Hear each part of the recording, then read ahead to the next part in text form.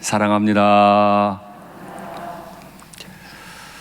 앞선 사도행전 12장 말씀에 보면 능력 있게 복음을 전했던 교회지만 그 교회가 어떻게 박해를 당할 수 있는지 기록해 뒀습니다. 기둥 같은 두 사도죠. 야고보가 참수를 당했고 수사도 베드로는 옥에 갇혀 있는 어려움을 당했습니다. 유대인들이 악한 기대를 가졌지만 하나님은 그 악한 기대를 꺾어버리셨고, 비록 신앙이 연약한 사람들이었지만 기도자들이 기대를 가지고 기도했을 때 하나님은 그 기대를 넘어서서 일하시는 모습을 우리에게 보여주셨습니다. 우리도 이렇게 기도해서 하나님이 우리의 기대를 넘어서서 일하시는 것을 늘 경험하고 간증하는 은혜가 있는 교회가 되면 좋겠습니다. 이렇게 예루살렘 교회, 안디옥 교회는 서로에게 주거니 받거니 하면서 서로의 교회를 아름답게 세워가는 모습을 보여주었는데, 우리 일산교회도 마찬가지로 우리 교회를 통해 이웃 교회들이, 열방의 교회들이 세워지는 은혜가 있으면 좋겠습니다.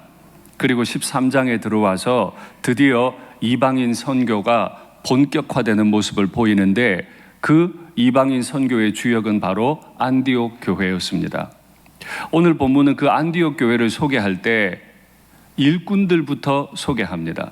안디옥 교회에 선지자들과 교사들이 있었다. 그렇죠. 교회는 사람입니다. 건물이 교회가 아니라 사람이 교회인 거예요. 능력 있게 쓰임 받으려면 주의 영에 감동되어 있는 사람들이, 일꾼들이 필요한데, 오늘 이 예배를 드리는 우리 모든 분들은 주님의 손에 붙잡힌 성령 충만한 일꾼들 다 되면 좋겠습니다. 그 교사들의 명단을 기록하는데 먼저는 바나바입니다. 잘 알고 계시는 정말 권위자이자 위로를 잘하는 사람, 주의 말씀을 잘 증거하는 주의 종입니다. 둘째는 니게르라 하는 시므온. 알려진 바로는 이 사람은 아마 구레네 시몬이 아닐까 추측해 봅니다. 니게르라고 하는 말이 검다라는 뜻이기 때문에 아마 흑인이었던 것 같아요.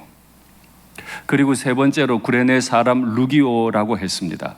구레네 이 지역은 북아프리카에 위치하고 있습니다. 그래서 학자들이 추정컨대 아마 이 지역의 이 사람 루기오도 흑인이 아닐까 생각합니다. 네 번째는 분봉왕 헤롯의 젖동생 마나엔이라. 분봉왕 헤롯이라는 말은 헤롯 대왕의 아들로서 갈릴리, 베레아 지방을 다스렸던 왕인데, 이 사람 잘 아시는 사건을 하나 일으켰죠. 세례 요한을 목베어 죽인 사람입니다. 그의 젖동생 마나엔이 안디옥 교회 일꾼이었으니까 교회를 참수했던 왕의 가족을 교회의 일꾼으로 받아들인 겁니다. 그리고 마지막은 잘 아시는 사울입니다. 안디옥 교회가 이방인 선교, 열방 선교를 잘 감당할 수 있었던 근거로 아마 제시하는 게 아닌가 싶을 정도로 안디옥 교회에 대한 소개는 일꾼들로부터 시작이 되는데, 도저히 한 교회 안에서 연합할 수 없는 사람들의 조합을 오늘 보여줍니다. 정말 자기 걸 다 내어놓았고 처음부터 희생했던 바나바, 교회를 깨트리려 했던, 실제로 교회를 깨트려 버렸던 사울, 세례 요한을 참수시켜 버렸던 헤롯의 젖동생 마나엔, 그리고 아마 흑인으로 추정되는 북아프리카 사람들. 이들은 서로 생각하는 방식이 다르고 언어가 달랐어요. 분명히 일하는 방식도 달랐을 거예요. 그러나 그들은 주님을 위해 서로 받아들이고 연합하는 일을 주저하지 않았어요. 내가 배운 방식이 아니니까 나는 받아들일 수 없어 하지 않았어요. 완전히 다른 사람, 그것도 2000년 전 그 폐쇄적인 문화 가운데서 서로 연합하고 환대했던 결과 그 교회는 열방에 쓰임받는 교회가 된 줄 믿습니다. 우리 교회가 안디옥 교회처럼 되기를 위해 기도한다면 우리 자신의 마음도 활짝 열려서 그의 과거가 어떠했든, 그가 내가 생각하는 방식과 동일하게 생각하든 아니든 그와 연합하고 환대하는 이 일에 익숙한 우리 교회가 되기를 간절히 바랍니다. 그런데 이 안디옥 교회는 형제들만 환대했던 게 아니에요. 주를 섬겨 금식할 때 성령이 이르시되, 그들은 주님도 환대했어요. 금식했대요. 주를 섬기되 그냥 섬긴 게 아니고 금식하며 곡기를 끊어버리고 하나님 만나기를 사모했대요. 코로나 이후로 우리는 참 많이 어려웠습니다. 우리의 당연한 권리이자 의무까지도 많이 양보했습니다. 그리고 이제 모임 예배로 전환했습니다. 이 전환된 가운데도 주님을 제대로 섬기고 있는지, 정말 사모하는 마음으로 주님 앞에 나와 예배드리는지 모르겠어요. 형제들을 환대하고 주님을 환대해서 곡기라도 끊어버리고 주님 만나기를 사모했던 안디옥 교회와 같이 우리 교회도 주님을 환대하는, 주님을 사모하는, 주님을 우리 교회 한가운데 모시는 그런 교회가 되면 좋겠습니다. 그렇게 주님을 사모했더니 성령께서 말씀하셨어요. 성령께서 이르시되 내가 따로 시킬 일, 내가 불러 시킬 일을 위하여 바울과 바나바를 따로 세우라 하시니 이에 그들이 두 사람을 위해 안수하고 보냈는데 또다시 금식하고 기도했다고 기록해요. 이 안디옥 사람들은 얼마나 전투적인 신앙을 가졌는지 평소에도 금식하며 주를 섬기고 일이 있으니까 또다시 금식하며 기도하는 가운데 두 사람을 안수하고 기도하고 보냈다는 거예요. 바나바와 바울이 누굽니까? 오늘 기록된 선지자들과 교사들 명단 5분 가운데 맨 처음과 맨 마지막에 기록되어 있는 현재 안디옥 교회가 안디옥 교회 될 수 있도록 만들어 놓은 장본인들, 그들을 내보내라는 성령의 지시가 있었습니다. 받아들이기가 쉬운 게 아니죠. 그러나 그들은 금식하면서 주의 뜻을 받아들이고 기도하는 가운데 그들을 환송했다고 기록합니다. 우리 교회가 정말 초대교회가 되기 원한다면 주여 선교사 많이 파송하게 하옵소서. 그게 그냥 되는 일 아니죠. 어떻게 해요? 금식하고 기도하고 골방에서 눈물 뿌려 기도할 때 성령께서 하시는 음성이 내 귀에 들리기 시작할 거고, 아무리 힘들고 어려운 요구라도 내가 생각지도 못했던 일이라도 주의 명령이니까 기쁘게 순종함으로 그 일이 이루어지는 거지, 사람이 어떤 계획 세웠다고 되는 일이 아니라는 거죠. 그래서 우리 교회는 늘 골방을 잘 지키고 기도의 자리를 잘 지키고 할 수 있으면 곡기를 끊고 금식이라도 하면서 주의 뜻을 기다리고 순종하는 우리 교회가 되면 좋겠습니다. 그들이 교회의 파송을 받아서 배 타고 서쪽으로 갑니다. 구브로라고 하는 섬에 가서 유대인들에게 복음을 전했고, 배 타고 다시 북쪽으로 가서 비시디아 지역에 있는 안디옥으로 갔습니다. 그리고 그곳에서 열심히 구약에 예언되었던 그 종이 바로 예수님임을 선포하고 예수님 복음을 믿도록 많은 사람들에게 전도한 소식이 오늘 13장 우리가 읽지 않은 부분에 다 기록되어 있습니다. 이들은 수리아 지방에 있는 안디옥에서 파견을 받아서 이제 비시디아 안디옥에 이르렀습니다. 그들이 얼마나 열심히 복음을 전했는지 유대인의 회당에서 복음을 전하고 그들이 나갈새 그들이 다시 한 가지 요청을 해요. 다음 안식일에도 와서 이 말씀을 하라 하더라. 유대인들이라는 사람은 사실은 이 기독교의 복음을 받아들이기가 쉬운 편이 아닙니다. 차라리 어떤 전제라도 없으면 좋은데 자기 나름의 전제를 이미 가지고 있기 때문에 사도들이 복음을 전하는 걸 받기를 굉장히 어려워해요. 예수님께서 복음을 전하셨어도 유대인들은 잘 받아들이지 않았었죠. 이들도 마찬가지일 수 있는데 이들은 다음 주 안식일에 또 듣고 싶었어요. 그래서 다음 안식일에 또 오라고 이야기를 했던 거죠. 그만큼 바울과 바나바의 전도의 영향력이 컸기 때문에 나타난 결과는 유대인과 유대교에 입교한 경건한 많은 사람들이 바울과 바나바를 따랐다. 꿈 같은 이야기입니다. 일산교회 담임 목사가 복음을 잘 전해서 예수님을 믿지 않을 것 같은 사람까지도 예수님을 믿게 되면 좋겠고, 우리 일산교회 교우들께서 지역으로 흩어지셔서 복음을 잘 전해서 정말 많은 사람들이 예수님 복음을 믿고 구원받는 은혜가 있으면 좋겠습니다. 그들이 많이 몰려오는 걸 보고 바나바와 바울 두 사람이 더불어 말했습니다. 항상 하나님의 은혜에 있으라 권했다. 바울과 바나바가 안디옥에서도 권했고 비시디아 안디옥에서도 권한 한 가지 말, 주의 은혜에 머물러 있으라. 사도행전 11장 말씀 확인하시죠. 그가 이르러 하나님의 은혜를 보고, 바나바죠. 바나바가 예루살렘에서 파견받아서 안디옥으로 왔어요. 하나님의 은혜가 역사하는 걸 보고 기뻐해서 모든 사람에게 굳건한 마음으로 주와 함께 머물러 있으라 권하니. 예루살렘에서 수리아 안디옥으로 와서 했던 말이나 수리아 안디옥에서 비시디아 안디옥으로 와서 했던 말이나 항상 하나님의 은혜 가운데 있으라. 이 지역에서 가장 먼저 모임 예배를 닫고 영상 예배로 전환했던 일산교회가 아직도 저는 들어본 적이 없는데 모임 예배로 완전히 전환한 이유는 주의 은혜에 머물러 있기 위해서 그렇습니다.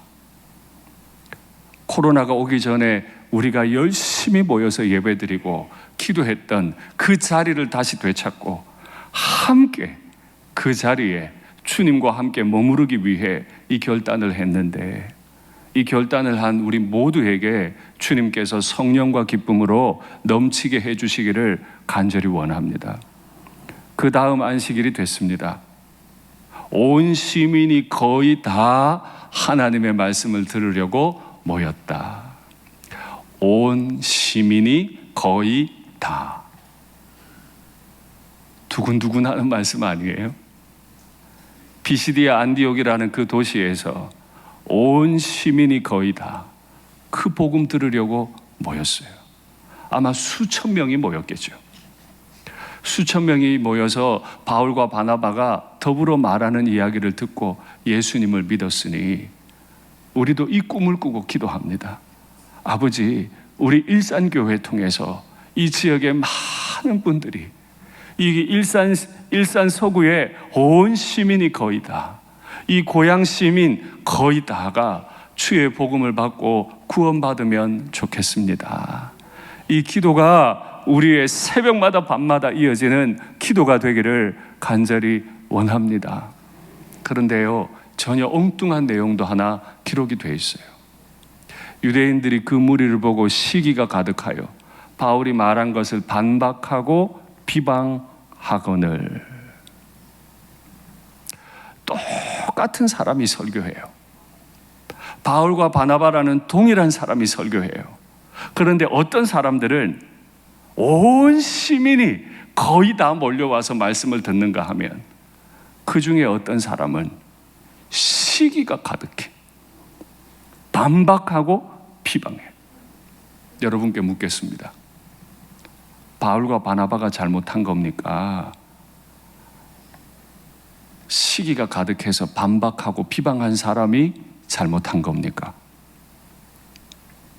동일하게 우리에게 적용합니다. 누가 이 강단에 서서 말씀을 증거하시든 어떤 말씀을 주시든 그 말씀이 주의 말씀이라면 나는 또 오세요. 그 말씀 또 들려주세요 하는 사람의 편에 섭니까? 아니면 시기가 가득해서 반박하고 비방하는 사람의 편에 섭니까? 우리 안에 복잡한 기제가 있어요. 설교자가 좋고 싫고, 일하는 방식이 나와 같고 다르고, 이런 복잡한 마음으로 말씀을 들으니까 들리지 않을 때가 있어요. 주께서 우리의 마음을 직접 만져주셔서 어떤 말씀이 선포되든 그 말씀을 아멘으로 받고 사모함으로 받고 순종하는 우리가 되면 좋겠습니다. 사실 저 같으면 온 시민이 거의 다 이렇게 환호하고 자신의 말씀을 듣는데 비방하고 반박하는 사람이 있으면 아이고 뭐 여기만 교회인가. 세상 천지에 널렸는데 할 수도 있잖아요. 그러나 바울과 바나바 그렇게 하지 않고 그 자리를 지킬 수 있었던 건 그가 역시 주께 엎드려 주를 섬겨 금식하고 기도했던 사람이기 때문이죠. 그래서 바울과 바나바는 분명히 말합니다. 주께서 우리에게 명령하시기를 내가 너를 이방의 빛으로 삼아 너로 이방을 끝까지 구원하게 하리라 하셨느니라. 내가 지금 다 떠나버릴 수 있지만 떠나지 않는 것은 우리를 부르신 주님이 끝까지 너로 말미암아 구원하게 할 거라 하는 소명을 붙잡았기 때문이죠. 우리 일산교회 모든 교우들께서 또 일산교회 담임 목사는 어떤 어려움 가운데서도 이 소명 붙잡고 그 자리 지키고 힘있게 복음 증거하는 우리가 되면 좋겠습니다. 이렇게 굳게 서 있는 지도자를 보고 그의 소명의 말씀을 듣고 이야, 우리 하나님이 이방인들도 구원하기를 이렇게 원하셨구나. 이 말씀은 사실은 바울이 즉흥적으로 한 말이 아니에요. 바울에게만 임했던 말씀이 아니에요. 오래전부터 하나님이 이방인 구원에 대한 소원이 있으셨구나 알게 된 거죠. 그리고 매우 기뻐했어요. 그 말씀이 어떤 말씀인지 확인할까요?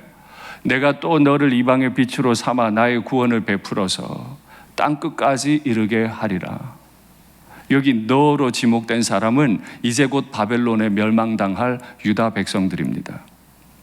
내가 곧 망할 너 유다 백성들을 지목해서 이방의 빛으로 삼아서 나의 구원을 베풀어 땅끝까지 구원하게 할 거다.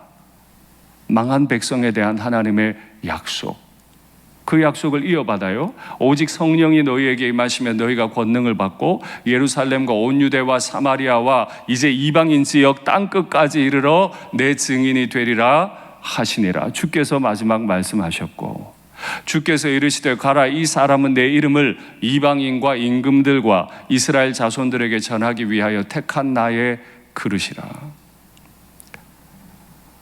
아나니아에게 말씀하신, 사울에 대해 말씀하신 주님의 말씀이죠. 제가 저 구절을 보면서 이렇게 기도했습니다. 하나님, 아주 오래전 유다 백성들에게 한 말씀을 기억하시고 오늘까지 이루셨는데, 또 교회 입장에서는 아주 오래전 유다 백성들에게 하신 말씀을 오늘 내게 주신 말씀으로 받고 내가 그 일에 수종들겠습니다. 아무리 힘들고 어려워도 그 자리를 지키겠습니다 라고 고백했던 초대교회의 그리스도인 같기를 원합니다.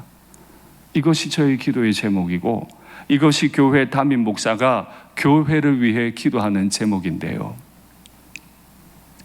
우리 주님께서 우리를 이방의 빛으로 삼으시고 끝까지 우리를 구원의 도구로 사용해 주실 것을 믿습니다. 이방인들이 이 소식을 듣고 얼마나 기뻤는지 몰라요. 그래서 하나님의 말씀을 찬양을 했어요. 영생을 주시기로 작정된 자는 다 믿더라. 이방인들이었는데, 유대인들이 생각할 때 이방인들은 결코 하나님의 나라에 분깃이 없는데 아니었어요. 이방인들도 다 믿는 역사가 일어났습니다. 그래서 그 지방의 말씀이 두루 퍼지니라. 팔레스타인 땅이 아니에요. 이스라엘 땅이 아니에요. 비시디아 안디옥 이방 지역에, 그 지역에도 말씀이 두루 퍼지니라. 이 말씀 붙잡고 기도하던 중에 우리가 90주년 보내고 있잖아요. 이 말씀이 우리의 말씀이면 좋겠다 하는 생각이 많이 들더라고요. 주여, 우리 교회가 90년을 넘어 영원토록 우리 교회가 교회를 넘어 열방으로, 저기 지금 기록해 놨죠. 90년을 넘어 영원으로, 교회를 넘어 열방으로. 단지 90주년 역사를 자랑하는 게 아니고 주님 오시는 날까지 영원토록 쓰임받는 우리 교회. 교회 안에 가두어지지 않고, 교회 안에서 아등바등하지 않고, 교회를 넘어서서 이 지역을 넘고 열방에까지 주의 일에 수종드는 우리 교회가 되면 좋겠습니다. 그렇게 기도했습니다. 여러분들께서도 바로 이렇게 90년을 넘어 영원으로, 교회를 넘어 열방으로 존귀하게 쓰임받기를 기도하시면 좋겠습니다. 이렇게 아름다운 기대가 있고 이렇게 아름다운 소망이 있는데 아직도 유대인들 그중 일부는 마음을 돌이키지 않았어요. 여전히 바울과 바나바를 박해하여 그 지역에서 쫓아냈다. 교회가 주의 일을 감당하려 하면 이런 환난을 만나게 될 겁니다. 그러나 또 하나요. 동일한 분으로부터 동일한 말씀을 받는데 누군가는 환호하고 그 말씀을 따라 살지만 누군가는 비방하고 반박합니다. 나는 어느 자리에 있는지 다시 한번 확인하시면 좋겠습니다. 박해가 극에 달하고 그 지역에서 쫓아내니까 두 사람, 바울과 바나바는 이고니온으로 올라갔습니다. 그러면 교회에 그 기둥 같은 사도들이 빠져나갔으면 이제 교회도 두려워하고, 야, 이러다 우리도 쫓겨나는 거 아닌가? 이러다 우리도 어려움 당하는 거 아닌가? 도망가야 될 텐데, 교회당 문 닫아버려야 될 텐데 그렇게 하지 않았어요. 제자들은 기쁨과 성령이 충만하니라. 오히려 박해와 환난 가운데서도 그들은 기쁨과 성령이 충만했던 제자 공동체를 이루었죠. 어떻게 가능할까요? 늘 금식하며 주를 섬겼던 그 DNA, 정말 너무 어려운 요구를 하시는 것 같을 때에도 금식하며 기도했던 그 DNA, 그리고 사도들로부터 항상 하나님의 은혜 가운데 있으라 그대로 순종했던 그 DNA가 그 극심한 박해 가운데서도 제자들의 영혼을 기쁨과 성령으로 충만하게 한 줄 믿습니다. 우리도 그렇게 되면 좋겠습니다. 말씀을 맺겠습니다. 환경은, 환난과 박해는 우리를 가두려 합니다. 그러나 하나님 아버지의 말씀은 결코 가두어지지 않습니다. 유대인들은 바울과 바나바라고 하는 기둥 같은 사도들을 쫓아냈습니다. 그러나 교우들의 마음 가운데 있었던 기쁨과 성령은 빼앗아갈 수 없었습니다. 오늘 우리 일산교회 가운데 이 기쁨과 성령이 넘치기를 간절히 바랍니다.